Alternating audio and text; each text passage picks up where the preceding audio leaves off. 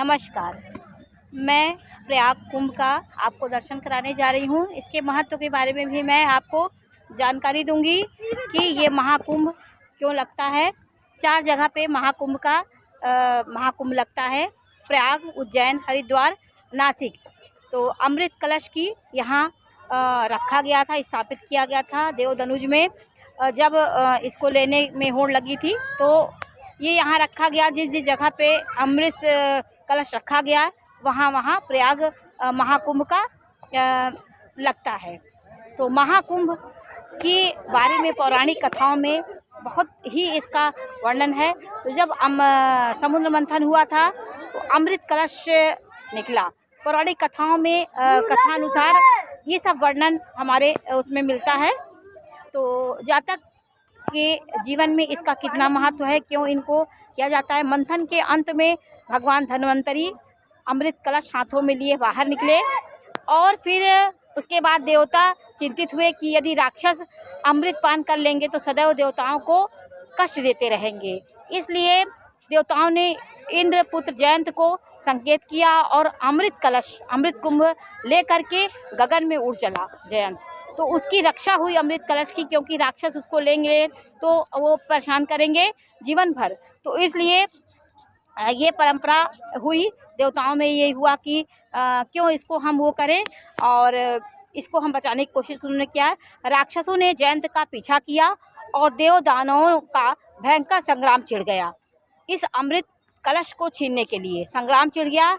उस संग्राम इतना भयंकर था कि 12 वर्ष तक देवता लोग उसको लेके 12 दिनों तक, अर्थात मनुष्यों को 12 वर्षों तक, देवताओं का 12 दिन, मनुष्य का 12 वर्ष होता है। तो 12 वर्षों तक यह युद्ध चलता रहा और इन 12 वर्षों के भीषण संग्राम में 4 स्थानों पर दानवों की पकड़ में आ गया। तो 4 जगह इसको रखा गया कलश को। तो ये आपसी संघर्ष और छीना झपटी में अमृत की कुछ बूंदें इन स्थानों पे गिरी और कलश भी वहाँ रखा गया। अमृत की बूंदें गिरी तो 4 स्थान मृतलोक में, भारतवर्ष में हरिद्वार, नासिक, उज्जैन में यह इसकी बूंदें गिरी।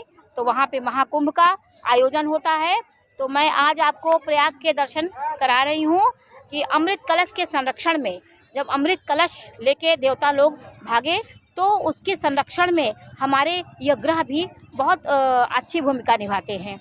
तो अमृत कलश के संरक्षण में सूर्य, चंद्रमा और गुरु का विशेष महत्व। इन्होंने उस संरक्षण किया क्योंकि जब दानव लोग लेके भागे थे तो अमृत कलश को बचाने में सूर्य, चंद्रमा, बृहस्पति का विशेष सहयोग रहा। चंद्रमा ने कलश को गिरने से बचाया। देवता जब लेके भाग रहे थे तो उन शक्तियाँ ग्रहों की लगी। जब चंद्रमा की शक्ति लगी तो उन्होंने अपने तप से उसको गिरने से बचाया, क्योंकि छीना झपटी हो रही थी, देवता लोग भाग रहे थे और धनुज लोग उसको पीछा कर रहे थे। तो चंद्रमा ने कलश को गिरने से बचाया, सूर्य ने फूटने से बचाया, मतलब वो घड़ा फूट ना पाए। तो सूर्य का ये भूमिका थी कि वो कलश को फूटने नहीं दिए। और बृहस्पति जो थे गुरु, वो असुरों के हाथों से जाने से कलश को बचाए। तो इन 3 ग्रहों का इसमें विशेष महत्व होता है। ये जो ग्रह हैं ये इन असुरों के हाथों में जाने से गुरु ने इनको बचाया।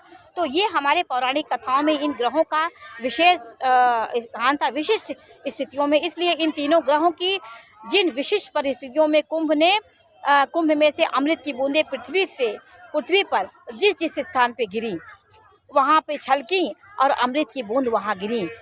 और 4 स्थानों पे इन्हीं ग्रहों के विशिष्ट योग के अवसर पर कुंभ पर्व मनाने की परंपरा है। ये 3 ग्रहों का विशेष महत्व होता है। सूर्य, चंद्रमा, बृहस्पति, इनकी स्थिति जब उस स्थान पे होती है, जैसे इस समय मकर राशि में सूर्य प्रवेश कर जाएंगे तो महाकुंभ का शुरू हो जाएगा। और चंद्रमा का भी इसमें महत्व था। तो इन 4 स्थानों पे विशिष्ट ग्रहों के योग से कुंभ पर्व मनाने की परंपरा होती है। जब जब ये विशिष्ट संयोग बनता है तो 4 जगहों में 12 वर्षों के बाद इन 4 ग्रहों में महाकुंभ घूमा था। इसीलिए इन चारों जगह में मनाया जाता है कुंभ।